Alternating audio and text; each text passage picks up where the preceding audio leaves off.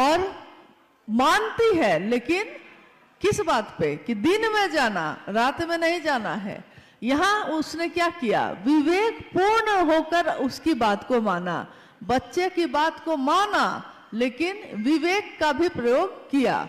तो महादेव जब गुरु के रूप में होते हैं तो वो विवेक पूर्ण दान देते हैं, जो इंसान के जीवात्मा के लिए, जीवात्मा के इस जीवन के लिए अच्छा होगा, सुंदर होगा, उसी के लिए वो वही दान देंगे। अगर नहीं ठीक होगा तो वो नहीं देंगे गुरु के रूप में, और ठीक होगा तो गुरु के रूप में वो भी दे सकते हैं जो हमारे भाग्य में भी नहीं हो, जो हमारी रेखाओं में भी ना हो, वो भी गुरु अहर्निश देते हैं, देते आए हैं। देखिए, जिज्ञासा आपकी है, हमारी जिज्ञासा नहीं है। आप चैन से बैठे, कुछ देर एक जिज्ञासा आई है कि भारत भूखंड पर गुरु और सदगुरुओं का भरमार है, फिर आज ये जगत गुरु शिव की बात क्यों? हाँ, एक ये जिज्ञासा है महत्वपूर्ण कि भारत भूखंड पे गुरु परंपरा की भरमार है, गुरु और शिष्य परंपरा इसकी भरमार है, फिर आज ये शिव के गुरु स्वरूप की बात क्यों हो रही है? भारत भूखंड पे गुरु की भरमार है, ये बात सही है, शरीरधारी गुरुओं की कोई कमी नहीं है, लेकिन कोई शरीरधारी गुरु भी एक दिन शरीर में नहीं रहते, तब हमको अंतर होना पड़ता है, अपने मन को उनसे मिलाना पड़ता है। मान लीजिए आपने कभी किसी शरीरधारी गुरु को गुरु माना होगा, लेकिन अगर वो बाद में शरीर में नहीं रहते हैं, फिर भी उनकी परंपरा शिष्य की चलती ही रहती है, क्योंकि शिष्य मन से मिलता है अपने गुरु से, और सही गुरुओं का अभाव भी है। प्राचीन समय में ऐसे बहुत सारे ऋषि मुनि या ऐसे गुरु हुए जिनके कारण धरती के लोग अच्छा जीवन जी पाए। कभी किसी ने कहा कि त्रेता युग है, ये सतयुग है ये, लेकिन आज जो युग है ये कलयुग है, और कली युग में ऐसा नहीं कि सारा कुछ खराब हो गया है। हालांकि शिव पुराण में शास्त्र ने कहा कि एक दिन ऐसा आएगा जब जगत के लोग धर्म से विमुख हो जाएंगे, गुरु और शिष्य परंपरा भी जाती रहेगी, और पाप और अनाचार का बोलबाला हो जाएगा। परंतु उस समय भी एक ही चीज हम सबके बीच बचेगी, एक ही विकल्प, एक ही चीज बचेगी, नमः शिवाय। शिव पुराण ये कहता है, आज का तो नहीं है, हजारों साल पहले लिखा गया ये ग्रंथ ये बता रहा है, आज ये घटित हो रहा है कि आज हम जैसे मानव के पास एकमात्र विकल्प है शिव की शिष्यता, यानी शिव को जो हम प्रणाम करते हैं नमः शिवाय से। नमः शिवाय में शिव का मंत्र है, ये तो शिव का चैतन्य है जो हमारे मन में, हमारे चैतन्य में होता है, हम अक्सर उसी की बात करते हैं। अभी देखिए, मुझको एक घटना याद आई जो साहब और दीदी ने अपने जीवन की बताई। उन्होंने कहा कि अगर महादेव आपके मन में रहेंगे, मन में अगर महादेव हैं, तो आप कहीं भी जाइएगा, आपके सारे ध्यान का केंद्र महादेव हो जाएंगे, चाहे आप कार्यालय में बैठिए, चाहे आप किसी काम में रहिए। हुआ ये कि एक घटना हुई कि साहब उस समय पटना में पोस्टेड थे, तो वो अपने कार्यालय जा रहे थे। जब 10 बजे से 6 बजे तक वो अपने कार्यालय में, क्योंकि आप जानते हैं कि साहब हरिंदरानंद जी जब रिटायर्ड हुए तो ज्वाइंट सेक्रेटरी कैबिनेट के तौर पे रिटायर्ड हुए थे। उसके साथ साथ उन्होंने महादेव के नाम का अलख जगाए रखा, और करोड़ों लोग आज महादेव की सोच पे खड़े हैं, चल रहे हैं। तो उस दिन हुआ ये कि जब वो कार्यालय के लिए निकलने लगे तो माँ नीलम आनंद जी ने, गृहस्थ भी हैं, वो गृहस्थ भी हैं, क्योंकि महादेव गृहस्थों के भी आदर्श हैं। साहब और दीदी क्या है, गृहस्थ भी हैं, 3 बच्चे भी हैं उनको। तो जब निकलने लगे तो माँ ने उनसे कहा कि कटहल लेते आइएगा। उधर से जब ऑफिस से लौटिएगा, हमारे पति भी जब बाहर जाते हैं तो हम लोग उनसे कुछ ना कुछ डिमांड कर ही देते हैं कि जब आइएगा तो ये लेते आइएगा, ये लेते आइएगा। तो माँ ने कहा कि कटहल लेते आइएगा। कटहल क्या है? एक सब्जी है, फल भी माना जाता है उसको, कटहल ही तो है, लेते आइएगा। साहब ने कहा कि लेता आऊंगा। अपनी जीप में बैठे, जिप्सी में कार्यालय चले गए। साहब ने कहा कि रास्ते में मैं दोनों तरफ सब्जी वाले को देखता रहा कि कटहल है कि नहीं है। नहीं था। दिन में तो दुकान लगी नहीं थी। सोचा कि कार्यालय जाकर चपरासी को भेजूंगा। कार्यालय में गए, उन्होंने चपरासी को बुलाया और कहा कि बाजार में जाके देखो तो कि कटहल आया है कि नहीं। चपरासी बाजार चला गया, लौट के आया, उसने कहा जी अभी नहीं आया है। फिर साहब काम में व्यस्त हो गए।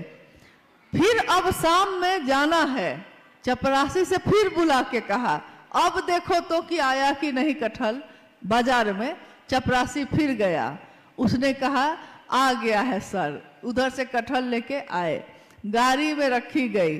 कहा एक ज्वाइंट सेक्रेटरी कैबिनेट और कहा वो कटहल के लिए परेशान हो रहे हैं। साहब ने कहा क्या मैं कटहल के लिए परेशान हो रहा था? नहीं, मेरे ध्यान में नीलम थी, मेरे ध्यान में नीलम थी। तो नीलम ने क्या कहा है ये भी मेरे ध्यान में था। मेरे ध्यान में शिव होंगे तो शिव ने क्या कहा, साहब दीदी ने क्या कहा, ये भी मेरे ध्यान में होगा। तो इसीलिए साहब ने कहा कि वो कटहल मेरे मन में घूमता रहा, जबकि मैं उतना पसंद भी नहीं करता, लेकिन कटहल नीलम ने कहा। महत्वपूर्ण यह है कि किसने कहा। तो यहाँ जब हम शिव को गुरु मानते हैं तो महत्वपूर्ण यह है कि हमने किसके कहने से माना, कौन है जो हमारे दिन और रात में भी हमारा साथ नहीं छोड़ता, जो हमारे चित्त में हमेशा विराजमान रहता है, जिसके लिए हम कहते हैं महादेव साहब दीदी बैठे हैं मेरे सीने में। हम ये कहते ही रहते हैं क्योंकि हमारे मन का ध्यान भी उन्हीं के आसपास घूमता रहता है, घूमता रहता है। तो हमको याद रहता है कि साहब ने क्या कहा, क्यों कहा, क्या करना चाहिए हमको। अगर हमको याद ना रहे तो हमको ये भी याद नहीं रहेगा कि उन्होंने क्या कहा। ये याद इसीलिए है क्योंकि वो भी याद है। नहीं, एक जिज्ञासा है, एक ये बहुत सारे गुरु बहनों और गुरु भाई की जिज्ञासा है कि दीदी हम लोग कई बार विचार योजना बनाए कि जाएंगे रांची, नहीं जा पा रहे हैं, रुकावट कहाँ आ रही है? चाहता हूं लेकिन हम लोग रांची नहीं जा पा रहे हैं, कृपया कुछ आप बताएं। जिज्ञासा आपने सुनी है कि जिज्ञासा ये है कि कुछ गुरु बहनों की है कि वो लोग हर कुछ दिन के बाद तैयारी करते हैं कि रांची जहाँ साहब का स्थल है उपवन, हम लोग हर धाम जाते हैं, मेरे साहब की जगह है, हम लोग वहाँ भी जाना चाहते हैं। तो हम लोग तैयारी कर लेते हैं लेकिन जा ही नहीं पाते हैं। तो रुकावट कहाँ आ रही है? रुकावट कहीं नहीं होती। अगर हम किसी पे निर्भर हो जाते हैं तब रुकावट होती है। जैसे जब हम लोगों ने यहाँ आने का प्रोग्राम बनाया तो कुछ लोगों ने कहा कि कलिम्पोंग में बहुत ठंड होगी, दिसंबर में मत जाइए, अप्रैल में जाइएगा। लेकिन चलने वाला जब चल देता है तो वो उसी में एडजस्ट हो जाता है, मतलब ठंड है कि गर्मी है उसी में ढल जाता है। तो हम लोग चले आए। रोकने वाले तो रोकते ही हैं, कहने वाले तो कहते ही हैं। कोई कहता है चल सकते हो, कोई कहता है नहीं चल सकते हो, कोई कहता है जाना चाहिए, कोई कहता है क्यों जाना चाहिए, मत जाइए, लेकिन मेरा मन क्या कहता है, मेरे कौन है वो जिनके लिए हम जाना चाहते हैं, जिनके पास जाना चाहते हैं। साहब और दीदी आज सबके साथ हैं, आप भी तो हम लोग के साथ हैं, तब भी हम लोग आए कि नहीं, आते हैं कि नहीं, कभी सिक्किम आते हैं, कभी सिलीगुड़ी आते हैं, कभी कलिम्पोंग भी आ गए। आज से 15-16 साल पहले साहब के साथ आए थे हम लोग कलिम्पोंग, यहाँ के टाउन हॉल में वो कार्यक्रम किया गया था।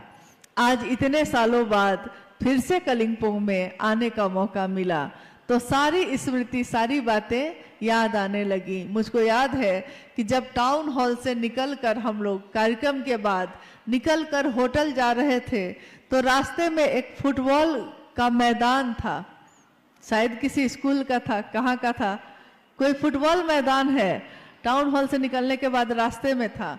तो साहब ने कहा कि कलिम्पोंग में महादेव का काम इतना हो कि एक दिन मैं आऊंगा इस फुटबॉल ग्राउंड में महादेव की चर्चा हो। देखिए इतने साल पहले उन्होंने ये बात कही, लेकिन मुझको ये पूरा विश्वास है कि जो उन्होंने कहा है, कहीं के लिए कह दिया है तो वो घटित हुआ ही है, चाहे वो 20 साल बाद हो, लेकिन वो हो के रहता है। उन्होंने हमेशा यही चाहा कि हम सभी शिव के शिष्य बने, शिव के बने। यहाँ तो स्थिति ये होती है कि अगर कोई गुरु भाई या कोई गुरु बहन 50 आदमी को जोड़ लेता है और 50 आदमी उसके बात पे चलने लगता है तो वो समझ लेता है कि ये 50 मेरा आदमी है।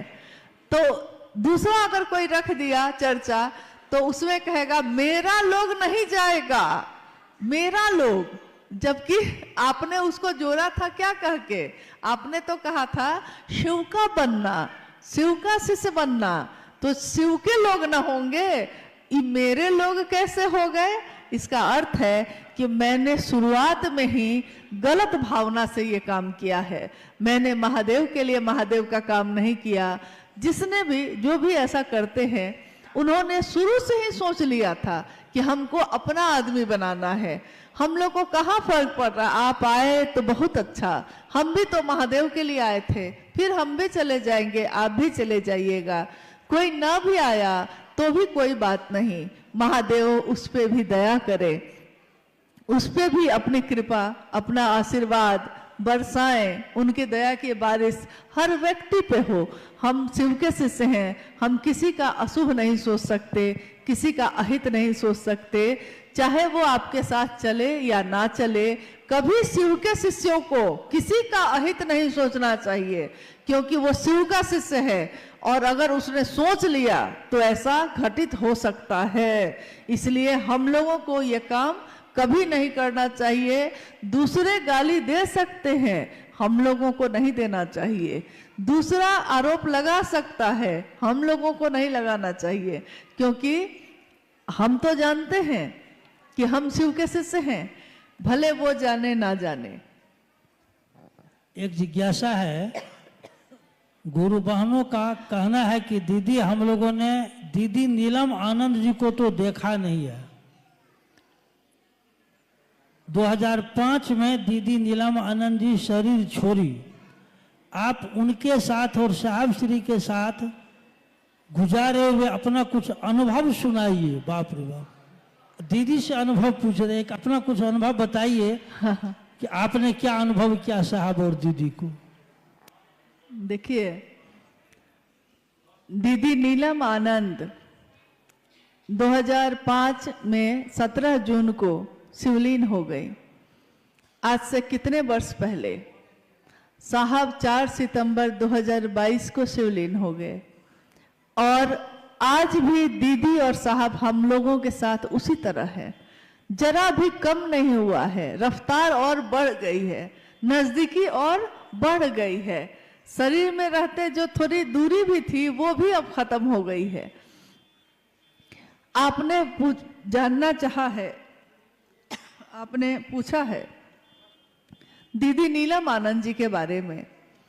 27 जुलाई 1952 को झारखंड में एक जिला है पलामू, वहां के मनातूगढ़ में दीदी माँ का जन्म एक जमींदार परिवार में हुआ। महुआर जगदीश्वर जीत सिंह की बेटी एक राज परिवार जैसा जीवन वो जी रही थी, और जब उनका बचपन अब यौवन की तरफ गया तो उनकी शादी हुई साहब हैदरानंद जी से 22 मई सन 1972 को। 22 मई सन 1972 में साहब और दीदी जीवन संगिनी बने मनातूगढ़ में।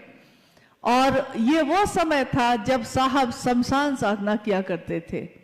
उन्होंने अपने जीवन के 12 वर्ष के बाद से 12वें वर्ष के बाद ही लगातार शमशान कब्रिस्तान साधना, कुंडलनी जागरण, योग, तंत्र, मंत्र, यंत्र, जितनी तरह की विधाएं होती हैं सबको आजमा लिया था। परंतु जब उनका विवाह हुआ मां नीलम आनंद से, तो मां ने देखा कि मेरे पति एक तरफ साहब कानून की पढ़ाई कर रहे थे और एक तरफ वो शमशान साधना कर रहे थे। तुलना नहीं है, विसंगतियों में संगति की स्थापना करते हैं शिव। इसी तरह उनके जीवन को भी देखते हैं हम लोग तो अनमिल आखर जैसा है, विसंगतियों में ही संगति की स्थापना है। उन्होंने शमशान साधना भी जाना जारी रखा और साथ साथ उन्होंने कानून की पढ़ाई भी करना जारी रखा। सन 1974 में जब साहब श्री ने शिव को अपना गुरु बनाया, आरा के गांगी नामक स्मशान में जब वो बैठे थे अर्धरात्रि में, और अर्धरात्रि में उनके मन में ये आवाज गूंजी थी कि गुरु भगवान होते हैं तो भगवान गुरु क्यों नहीं है। उन्होंने शिव को अपना गुरु बनाया था। 1974 के बाद लगातार 1981 तक, जब तक कि साहब बीच में डिप्टी कलेक्टर हुए, बिहार प्रशासनिक पद पे पदाधिकारी हुए और पाटन में उनकी पोस्टिंग हुई। पाटन में बहुत सारी चमत्कारी घटनाएं हुई। मां नीलम आनंद जी के बारे में इतना ही कह सकते हैं कि उन सारे चमत्कारों की घटनाओं को जो घटित हो रहे थे उसमें उनकी सबसे ज्यादा भूमिका थी, क्योंकि स्वयं भगवती स्वरूपा, शक्ति स्वरूपा मां नीलम आनंद के लिए कुछ भी कहना उनके व्यक्तित्व को बहुत छोटा साबित करता है। उनके बारे में अगर कुछ कहना चाहे कोई तो कह नहीं सकता, उसके शब्द कम पड़ जाएंगे और उनकी ममता बहुत भारी पड़ जाती है। माँ की ममता का कोई मोल नहीं, माँ की ममता शब्दों में बांधी नहीं जा सकती। माँ जो ममता बरसाती है वो ममता ही बरसाती रही। स्वयं उनके शक्ति या उनके आध्यात्मिक जो शक्ति है उसका आकलन कोई करना चाहे तो जगत का लोग नहीं कर सकता, क्योंकि ऐसी कितनी घटनाएं हैं जो ये बताती हैं कि उनके मन से या उनकी बात से क्या हो सकता है, क्या हो जाता है। उन्होंने जो कहा सो घटित हो गया, जो चाहा सो हुआ। उन्होंने कहा था एक दिन जब 13 लोग थे मात्र, शिव गुरु महोत्सव पहला 13 व्यक्ति, और उस दिन साहब ने कहा था कि आज जो 13 लोग हैं एक दिन 13 करोड़ होंगे। मां नीलम आनंद जी ने कहा था कि आज जो शिव शिष्यता है एक दिन ऐसा आएगा कि देखनिहार को धरनिहार नहीं होगा, देखने वाले गिर जाएंगे, मंजिल इतनी बड़ी होगी, इमारत इतनी बुलंद होगी, शिव की शिष्यता इतनी व्यापक होगी। सोचिए ये कब की बात है, ये 1982 की बात है और आज 2025 में हम लोग बैठे हैं। करोड़ों शिव के शिष्य आज जीवन में शिव को जीते हैं, रहते हैं शिव बन के, जीते हैं शिव बन के, बनते हैं शिव। और ये सब किसके कारण हो सका? तो साहब और दीदी के कारण हो सका। आपने पूछा है कि मां नीलम आनंद जी के साथ मेरा जो समय गुजरा, मेरा जो सानिध्य मुझको प्राप्त हुआ, तो मैंने क्या अनुभव किया है, मेरी अनुभूति क्या है। मुझको उनका सानिध्य मिला और उसके बाद तो कुछ भी याद नहीं, भूल गया सब कुछ, याद नहीं अब कुछ, सब कुछ जैसे कोई भूल जाता है। मैं अक्सर हंसी में कहती थी, जब जो माँ जिसने मुझको जन्म दिया वो कभी कभी माँ नीलम जी से मेरी शिकायत करती थी, कहती थी कि बेटी है मेरी और मुझको फोन करके हालचाल भी नहीं पूछती है। तो मैं हंस के कहती थी उनको कि मैं तो भूल चली बाबुल का देश, पिया का घर प्यारा लगे। पिया का घर यानी माँ का वो आश्रय, वो आंचल, साहब का वो आशीर्वाद, इसके सामने अब दुनिया में कुछ भी याद ही नहीं रहता था। तो जब याद ही नहीं रहता था तो बात कैसे करे, इस पे वो रोने लगी। तो माँ ने मुझको बहुत समझाया, कहा कि अरे वो माँ है, तुम्हारी माँ है। मैंने कहा कि माँ मैं अपने दिल की बात कह रही हूँ, मुझको कोई याद ही नहीं रहता, जब आपके साथ हो तो और किसकी याद आती है। तो माँ हंसने लगती। कितनी यादें हैं, कितनी स्मृतियां हैं, लेकिन यही कहूंगी कि उनकी अनुभूतियों को शब्दों में बताना नामुमकिन है, मुश्किल है, संभव नहीं है। फिर भी उन्होंने जो दिया है, उन्होंने किसी में कभी भेद नहीं किया। मैंने देखा माँ नीलम जी को कि उनकी 3 संतान यानी 2 बेटे 1 बेटी है, परंतु उन्होंने हम सबको, सभी शिव के शिष्यों को, शायद आपने सुना भी होगा, मेरी शादी जब हुई उस दिन ही मंडप पे ही मेरे शिव के शिष्य होने की घोषणा हुई थी। सभी शिव शिष्यों को माँ नीलम जी ने एक जैसा ही प्रेम दिया, कभी भेद नहीं किया। तो शिव के लोग शिव जैसे ही होते हैं, शिव कभी भेद नहीं करते। शिव के आंचल में, शिव की गोद में देवता भी बैठते हैं, राक्षस भी बैठते हैं। शिव अगर अमृत देते हैं तो वो सबके लिए देते हैं, वो किसी एक को चुनकर नहीं देते। तो साहब और माँ नीलम जी ने सबको एक समान रूप से अपना दान दिया, अपना आशीर्वाद दिया। ये चाहा कि हम शिव के शिष्य बने, हमेशा बने रहें। माँ नीलम जी के साथ एक कार्यक्रम में जब ये वो गई थी तो उन्होंने कहा था उस कार्यक्रम में कि मैं शिव की शिष्या हूँ, मैं आपके लौकिक कांटों को चुन लूंगी। मतलब आपके जो लौकिक जगत है सबको कहा कि आप सब जो शिव के शिष्य हैं, आपके जीवन के लौकिक कांटों को, कष्टों को मैं चुन लूंगी, छाया बनकर आपके साथ सदैव रहूंगी, बशर्ते गुरु कार्य में बेईमानी नहीं। ये बात उन्होंने बार बार कही कि एक शर्त एक ही है मेरी कि गुरु कार्य में बेईमानी मत करिएगा, गुरु का काम, गुरु का नाम गुरु के लिए लीजिएगा, गुरु के ही होके रह जाइएगा। और छाप तिलक सब छीनी रे तो से नैना मिला के, हम सारे छाप तिलक जो जगत के हैं भूल जाते हैं जब हमारा मन शिव से लगता है। तो हम सब शिव के शिष्य बने रहें और कुछ नहीं है, हाँ, चलते रहें। जीवन में जब भी मिलना हो इसी तरह गुरु भाई गुरु बहन बन के हम लोग मिलते रहें। कुछ अपने हैं, कुछ क्या कहेंगे, कुछ कांटे हैं, कुछ कलियां हैं, और इन कांटों और कलियों के बीच ही शिव की शिष्यता है।